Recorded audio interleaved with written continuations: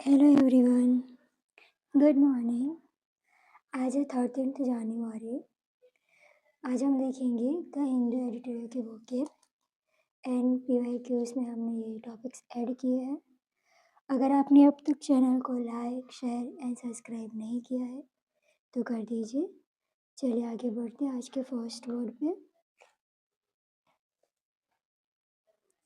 आज का first word है इन्फिल्ट्रेशन। उसका पार्ट ऑफ स्पीच नाउन है। उसका मीनिंग है घुसपैठ करना या घुसणखोरी। ओके, एग्जाम्पल देते हैं। The manufactured narrative of infiltration is fuelling xenophobia। क्या कहना चाहता है एग्जाम्पल?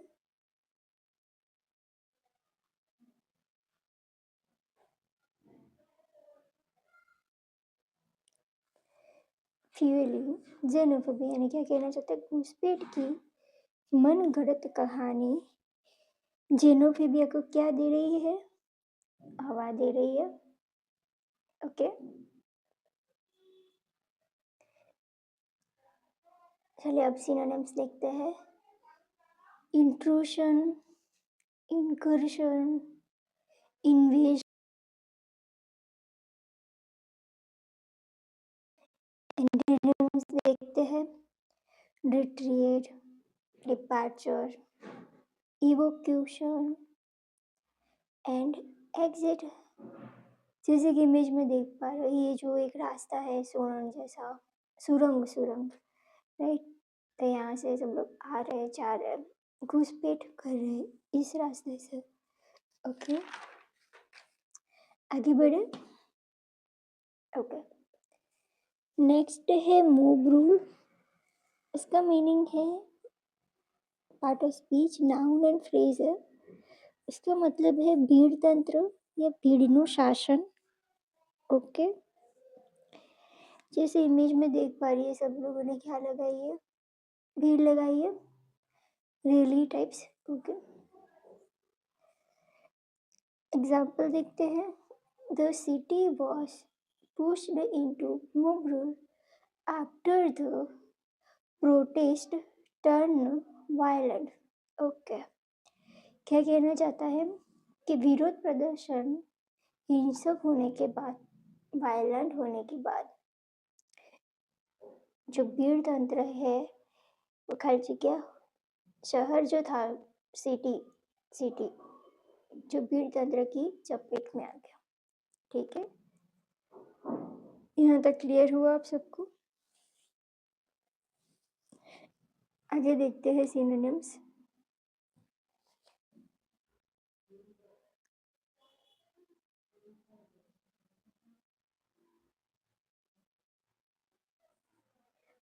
सिनोनिम्स देखते हैं। ऑक्लोक्रेसी,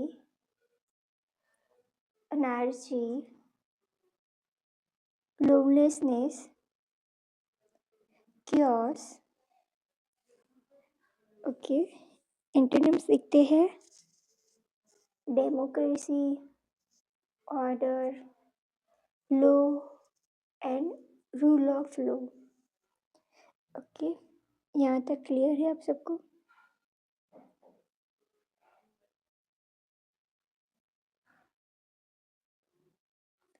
आगे बढ़ते हैं नेक्स्ट वर्ड पे। नेक्स्ट वर्ड है xenophobia। इसका पार्ट ऑफ स्पीच क्या है? नाउन है। इसका मीनिंग है विदेशी द्वेष या विदेशियों से डर। ठीक है, ये जो देख रहे हो ये क्या है? एक विदेशी है, ठीक है, अलग कंट्री से, उसका क्या है? डर है। ओके, ये बताना चाहता है xenophobia। एग्जाम्पल देखते हैं।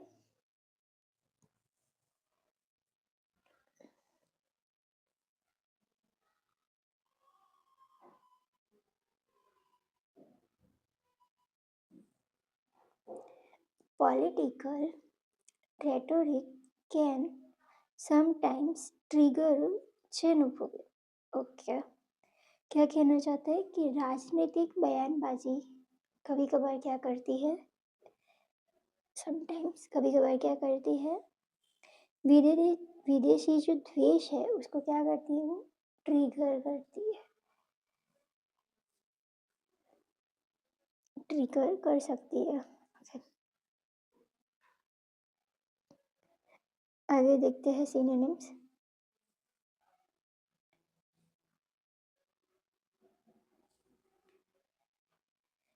Racism,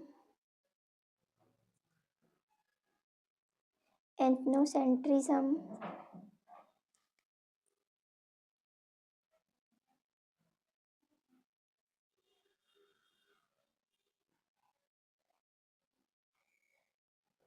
prejudice, intolerance. ओके, यहाँ तक क्लियर हुआ आप सबको? आगे देखते हैं एंटोनिम्स। एक्सेप्टेंस,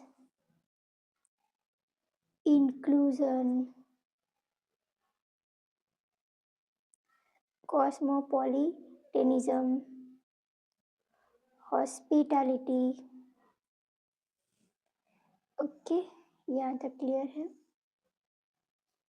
आगे बढ़े नेक्स्ट वर्ड पे। ओके, नेक्स्ट वर्ड है डिसेंट।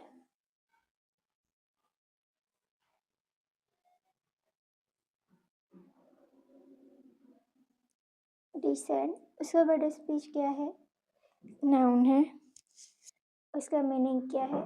असहमति, असहमति देना। जैसे कि इमेज में देख पा रही है, जो इंसान है वो थम्स अप दे रहा है और ये डाउन बता रहा है, राइट? ये मोटिवेट कर रहे हैं, ये मोटिवेट नहीं कर रहे हैं। इन दोनों के जो टर्म्स है वो क्या है, सिमिलर नहीं है, असहमति है इन दोनों के बीच में। ठीक है, एग्जाम्पल देखते हैं। The dissent is essential in a healthy democracy। यानी क्या कहना चाहता है, एक स्वस्थ लोकतंत्र में असहमति आवश्यक है। ओके ओके, एक स्वस्थ लोकतंत्र डेमोक्रेसी में असहमति क्या है, इसेंशियल है, आवश्यक है। ओके, अब देखते हैं synonyms. Disagreement, opposition, conflict,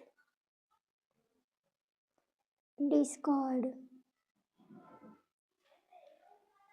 antonyms देखते हैं। Consent, accord, harmony, approval.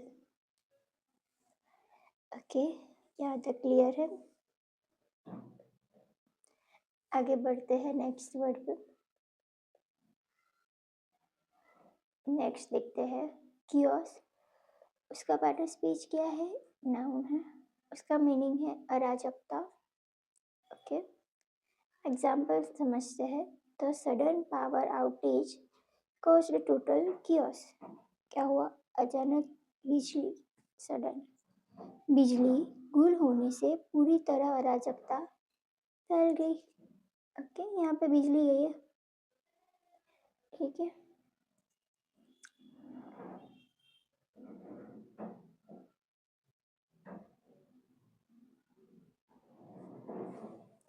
Synonyms देखते हैं। कंफ्यूजन, अनार्ची, टर्मोइल,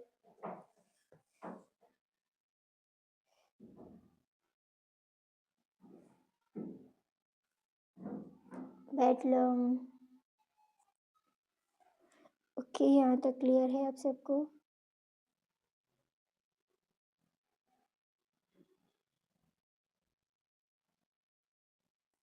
ओके, इसे एनिकी कहते हैं।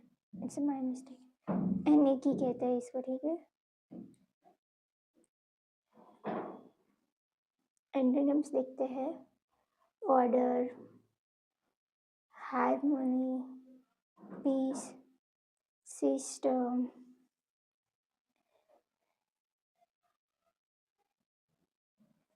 ओके, यहाँ तक क्लियर हुआ। अगर आपने अब तक चैनल को लाइक, शेयर एंड सब्सक्राइब नहीं किया है तो कर दीजिए। आगे बढ़ते हैं। अब हम देखेंगे PYQs। ओके, PYQs में फर्स्ट देखेंगे हम common errors, error detection. Okay, पढ़ते हैं। Unless it is accepted to both the parties, an arbitrator would be of no use to settle this dispute। यानी क्या कहना चाहता है, जब तक दोनों पक्ष इसे स्वीकार नहीं करते, ठीक है, बोथ पार्टीज करते, तब मध्यस्थ इस विवाद को, आर्बिट्रेटर मध्यस्थ इस विवाद को सुलझाने में कोई उपयोगी नहीं होगा।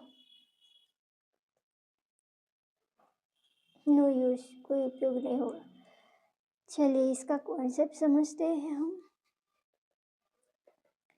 Acceptable will replace accepted. Okay, यहाँ पे जो है एक्सेप्टेड की जगह पे क्या आएगा, एक्सेप्टेबल आएगा। चलिए पढ़ते हैं। एक्सेप्टेड जो है वो एक क्या है, वर्ब है। उसका मीनिंग है to agree, approve of something. Okay, किसी चीज़ को लेके एग्री होना। एंड एक्सेप्टेबल जो है वो एक एडजेक्टिव है, ठीक है। तो यहाँ पे क्या आएगा, एडजेक्टिव आएगा, ठीक है। उसका मीनिंग पढ़ते हैं। The most people in a society agreeable, capable of being accepted. Okay, example देखते हैं। The princess accepted the offer. तो क्या होगा इसका पैसिव, प्रिंसेस ने ऑफर एक्सेप्ट किया। फिर इसका पैसिव क्या होगा, तो offer was accepted by princess, princess के द्वारा ऑफर एक्सेप्ट किया गया। ओके, दूसरा एग्जांपल देखते हैं। The offer was acceptable to the princess. ये क्या हुआ, एडजेक्टिव हुआ। ओके, तो क्या लगा, टू लगा। क्लियर हुआ यहाँ तक, यहाँ पे टू है ऑलरेडी, तो हम क्या लिखेंगे, एक्सेप्टेबल लिखेंगे, ठीक है। आगे बढ़ते हैं। अब देखेंगे हम इम्प्रूवमेंट ऑफ सेंटेंसेस। उसमें पढ़ते हैं। The greater the demand higher ही प्राइस। क्या कहना चाहता है, जितनी अधिक मांग होगी कीमत उतनी ही अधिक होगी। ओके, तो बताइए इसमें कौन सा ऑप्शन आ सकता है, उच्च होगी या उच्चतर होगी, कौन सा ऑप्शन रहेगा, हाई तो हायर, तो हायर, कौन सा ऑप्शन रहेगा, ऑप्शन नंबर 3 उच्चतर। ओके, यस, क्लियर हुआ आपको यहाँ तक। आगे देखते हैं। Active passive. The smugglers did not realize that their conversation was being recorded। क्या कहना चाहता है कि तस्करों को इस बात का एहसास नहीं था, they did not realize कि उनकी जो बातचीत हो रही है वो क्या हो रही है, रिकॉर्ड हो रही है, रिकॉर्ड हो जाएगी, हो रही है। ओके, बताइए। सबसे पहले तो आप मुझे ये कौन सा स्पीच है, ये पैसिव वॉइस है। ओके, तो हमें क्या देखना है, यहाँ पे एक्टिव देखना है। तो वॉस है, तो वॉस जहाँ पे होगा वो देखेंगे हम। ओके, ये भी है, पढ़ते हैं फर्स्ट पहले तो। इसका पैसे क्या होगा, the smuggler did not realize that someone was recording their conversation. दूसरा देखते हैं। Someone did not realize that the smuggler was where recording their conversation. Conversation was recorded when the smugglers did not realize and the smugglers recorded their conversation without realizing. तो कौन सा option सही रहेगा? Option number A, because इसमें सारे words use है, ठीक है, और अलग से क्या यूज किया है कि हम उनकी जो बातचीत है वो रिकॉर्ड हो जाएगी। ओके, यहाँ तक क्लियर हुआ आप सबको? वॉस बीइंग है पैसिव में, तो वॉस आएगा, ठीक है, बाकी एज इट इज रहेगा।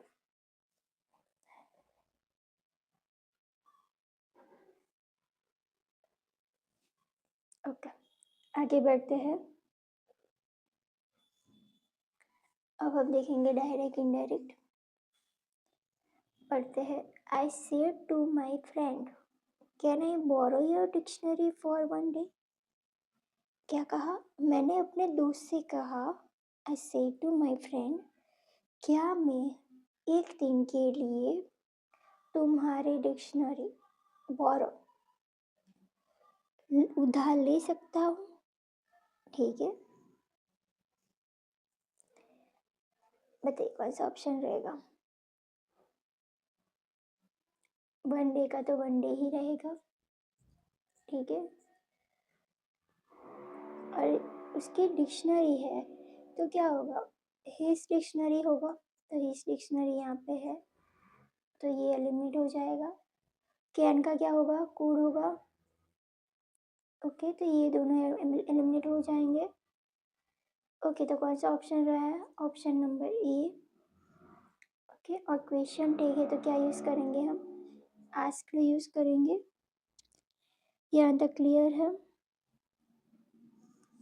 Okay, understand? यहाँ तक समझ आया आप सबको? आगे बढ़ते हैं। One word substitutions, succession of the rulers belonging to one family।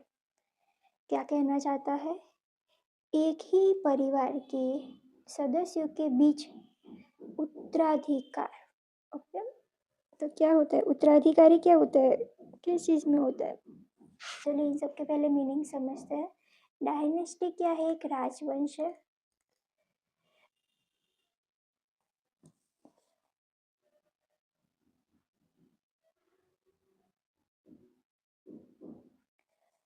Lineage क्या है? एक वंश है। ओके, और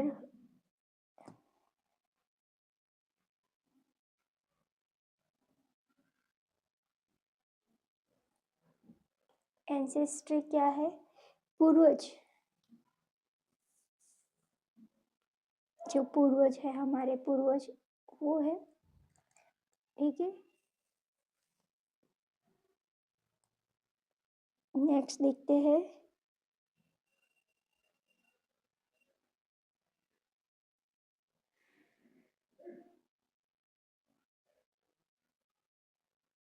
प्रोजनी, इसका मीनिंग क्या है?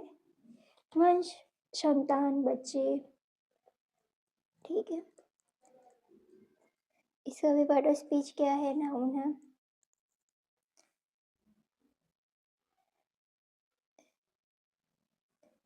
ये जो ये है एंसेस्ट्री, इसका भी पार्ट ऑफ स्पीच नाउन है। इसका भी नाउन है।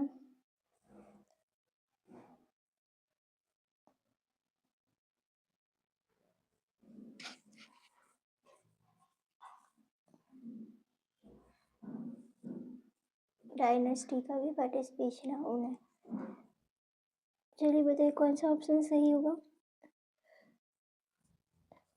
उत्तराधिकार की बात चल रही है तो क्या होगा? ऑप्शन नंबर डी, राजवंश, ठीक है। आगे बढ़े।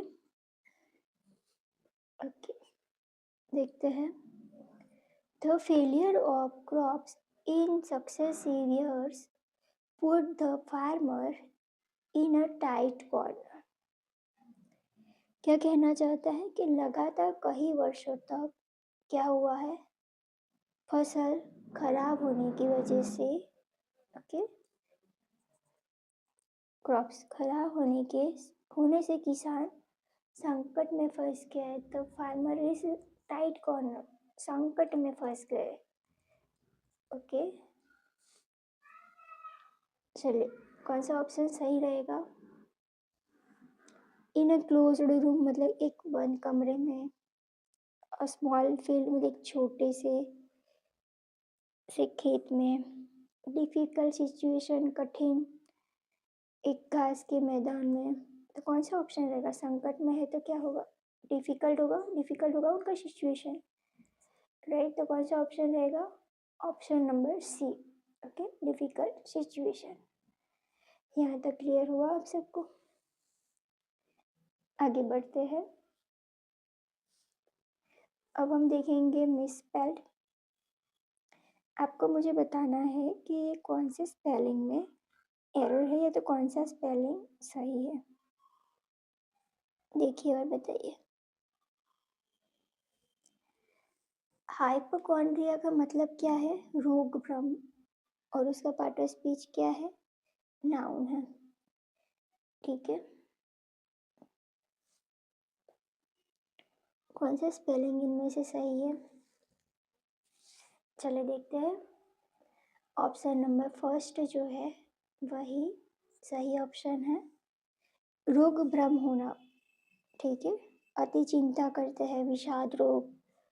ठीक है, यहाँ तक क्लियर हुआ आप सबको? HYPOCHONDRIA। ओके, ये हमें याद रखना है। ठीक है, ये है क्वेश्चन ऑफ द डे, जिसका आप सबको मुझे क्या करना है? कमेंट में इसका मीनिंग बताना है। ठीक है, अगर आपने अब तक चैनल को लाइक शेयर एंड सब्सक्राइब नहीं किया है तो कर दीजिए।